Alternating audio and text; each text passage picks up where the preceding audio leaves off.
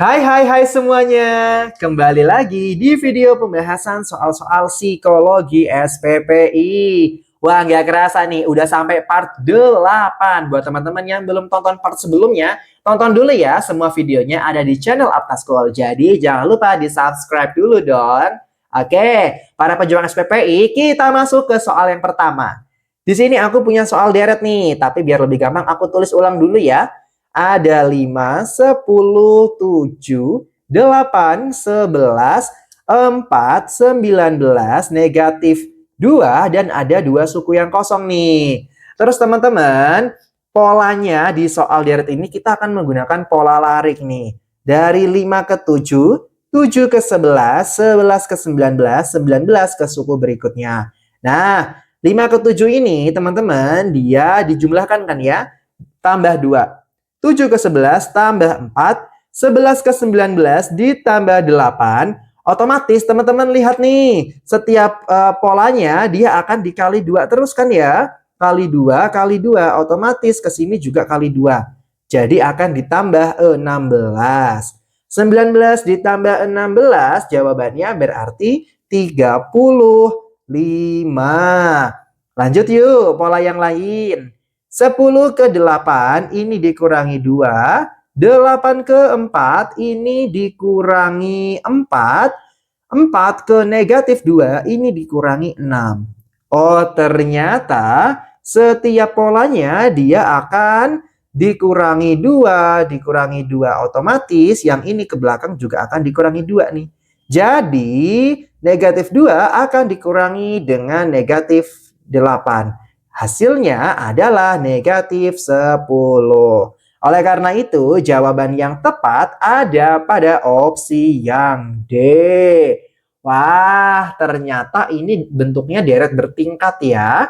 Wah, gampang juga ya ternyata. Kalau begitu, kita lanjut lagi ke soal kedua yuk. Nih, ada soal numerik nih, soalnya pecahan. Yaitu ada 25% ditambah 23/4 ditambah 0,666. Sebelum aku bahas, aku akan tulis dulu ya. 25% ini sama aja dengan 25/100 atau sama dengan 1/4 dibagi 25 dibagi 25 atas bawah. Oke, sekarang yang 0,66 ini teman-teman, ketika teman-teman ketemu dengan angka yang berulang ini di desimal, nanti cara mengubahnya, teman-teman bisa ubah menjadi di sini 6-nya sebagai pembilangnya dan penyebutnya adalah 9. Ya, kalau satu angka berulang berarti dia hanya dibagi 9. Kalau dua angka berulang dibagi 99. Yang atasnya ini disesuaikan dengan angkanya berapa gitu. Oke, 6/9 ini bisa kita sederhanakan lagi. Sama-sama kita bagi 3, kita bagi 3 menjadi 2/3. Oke, saatnya kita menghitung.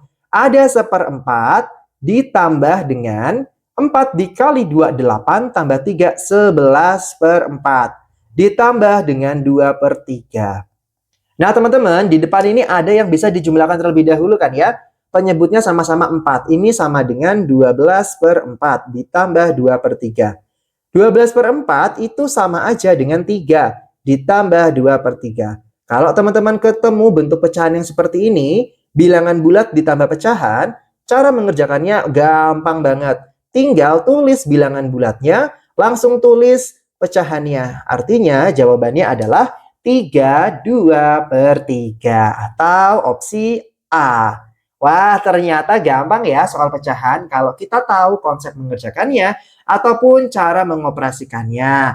Biar teman-teman lebih pakem lagi nih soal pecahan, aku pengen rekomendasiin satu bimbel lagi nih, namanya bimbel SPPI Aptaskul. Karena di soal bimbel di sini, dia itu udah lengkap banget. Ada mentoring online setiap materi, tryout CAT psikologinya, tryout mental ideologi, video dan modul psikologinya, modul mental ideologi, ada 3.000 lebih soal pembahasannya. Terus juga ada grup diskusi buat teman-teman yang masih bingung. Jadi bisa tanya di grup situ. Nanti grupnya lewat Telegram ya. Harganya cukup ini murah banget. Dari 800.000 menjadi 99.000 aja nih. Dan untuk 1 tahun, bayangin coba lama banget. Cuma 99.000 aja. Teman-teman langsung aja ketik bit.ly/bimbel SPPI atau Cara termudahnya nih, udah aku sediain linknya di deskripsi ya. Klik aja linknya. Kuota terbatas guys, ayo buruan daftar bimbel SPPI Aptaskul. Oke, kita lanjut lagi ke soal berikutnya yuk. Soal berikutnya, aku punya soal perbandingan nih. Coba kita baca dulu ya soalnya. Sebuah mobil membutuhkan 8 liter bensin untuk menempuh jarak 120 km. Jika mobil tersebut ingin menempuh jarak 180 km, berapa liter bensin yang dibutuhkan? Aku akan menjawabnya dengan cara perbandingan dulu nih ya. Kita punya bensin di sini dan kita punya jarak yang bisa ditempuh. 8 liter bensin itu menempuh jarak 120 km. Sekarang kalau jaraknya bertambah menjadi 180, otomatis nih kalau kita logika dalam kehidupan sehari-hari, jumlah bensin yang dibutuhkan juga akan semakin bertambah kan ya, atau semakin banyak.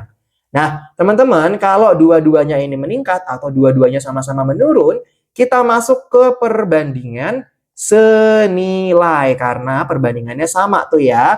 Kalau di perbandingan senilai, cara mengerjakannya adalah teman-teman kalikan silang terlebih dahulu, baru bagi dengan sampingnya.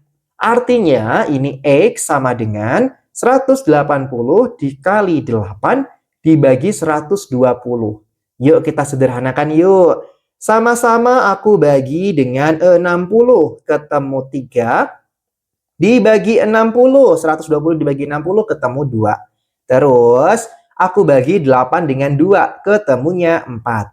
Maka teman-teman, untuk menempuh jarak 180 km ini, dia butuh 12 liter bensin. Jawabannya ada pada opsi yang B. Atau teman-teman bisa menggunakan cara berikut.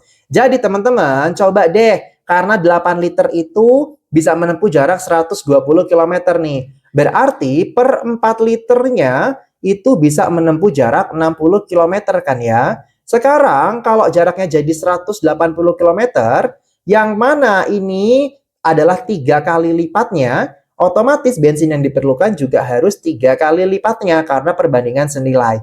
Jadi bensin yang dibutuhkan adalah 12 liter. Gampang banget. Oke, yuk lanjut lagi ke soal berikutnya. Aku punya soal, wah ada keuntungan nih. Kita baca dulu yuk. Pak Zaid membeli 50 ekor ayam seharga 40.000 per ekor. 5 hari kemudian Pak Zaid membeli 30 ekor ayam dengan harga Rp100.000 per ekor. Jika Pak Zaid kehendaki keuntungan 20%, maka berapa yang harus dijual per ekor ayamnya? Oke, kita cari dulu yuk harga belinya Pak Zaid. Harga belinya otomatis adalah 50 ekor dikali dengan 40.000 ya. Berarti kita punya 2 juta rupiah nih. Harga beli yang pertama. Terus teman-teman ada lagi harga beli yang kedua. Yaitu 30 ekor yang dibeli dengan harga 100.000 per ekornya. Artinya harga beli yang kedua ini ada 3 juta rupiah. Otomatis harga beli total dari Pak Zaid adalah 2 juta ditambah dengan 3 juta rupiah. Jadi harga belinya adalah 5 juta rupiah. Sekarang konteksnya adalah Pak Zaid pengen keuntungan 20% nih kalau semua ayamnya dijual nih. Oke, kita hitung lagi. Sekarang teman-teman, kalau misalnya dia itu pengen untung 20%, maka harga yang harus dijual, ini kan untungnya 20% nih. Oleh karena itu, harga yang harus dijual nih oleh Pak Zaid harus 100% ditambah dengan keuntungannya, alias 120% dari harga belinya. Harga belinya adalah 5 juta. Oke, tinggal kita hitung aja. Ini sama dengan 120 per 100 dikali dengan 5 juta rupiah. Maka kita dapatkan bahwa ini 02 coret, ini 02 coret. Artinya harga jualnya adalah 6 juta rupiah. Ini kalau untuk keseluruhan ayamnya. Nah, Pak Zaid itu dia beli 30 ekor. Salah. Belinya 50 ekor ditambah 30. Artinya Pak Zaid beli total 80 ekor. Nah, kita cari nih harga per ekornya. Harga per ekor sama dengan 6 juta dibagi dengan 80. Maka jawabannya adalah Rp75.000. Ini adalah harga per ekor. Jadi opsi yang tepat jatuh pada opsi yang A. Wah, ternyata soal begini kalau misalnya tadinya nyangkanya susah ternyata gampang ya. Oke, kalau gampang seperti ini mah aku yakin semua teman-teman di sini pasti lebih paham sekarang. Biar lebih paham lagi, teman-teman bisa cobain bimbel SPPI-nya Aptaschool nih. Ini adalah bentuk webnya Aptaschool nih di SPPI-nya. Nanti fasilitasnya itu ada tryout di sini nih menunya. Tryout-nya juga banyak banget nih ya. Aku scroll, ada penalaran, ada kuantitatif, ada apalagi tadi di atas. Ada verbal, ada kognitif, ada PES hand-nya juga, ada kepribadian kecermatan, dan ada tes mental ideologinya. Terus teman-teman enaknya ada materi juga di sini, serta ada video pembelajarannya. Jadi buat teman-teman yang misalnya masih bingung juga nih, bisa juga join di channel Telegramnya Aptaschool ataupun di grup diskusi SPPI-nya Aptaschool. Lewatnya Telegram ya, biar teman-teman juga bisa bertanya segalanya di situ.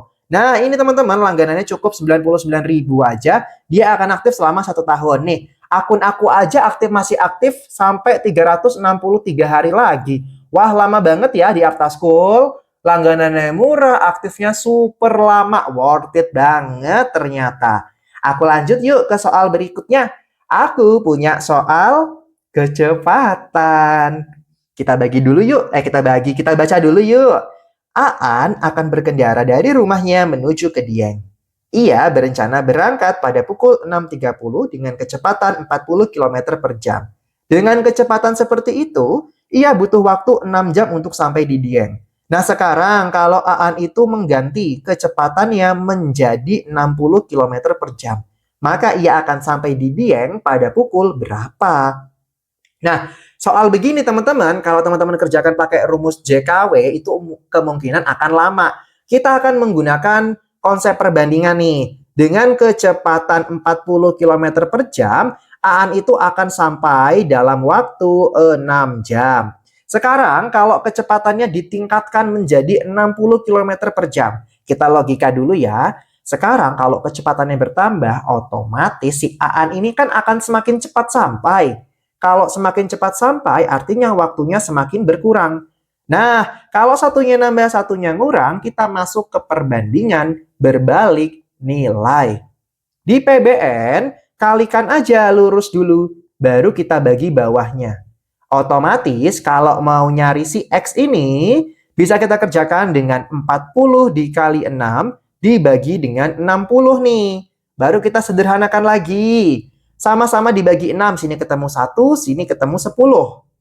Terus 40 dibagi 10, ini hasilnya adalah 4.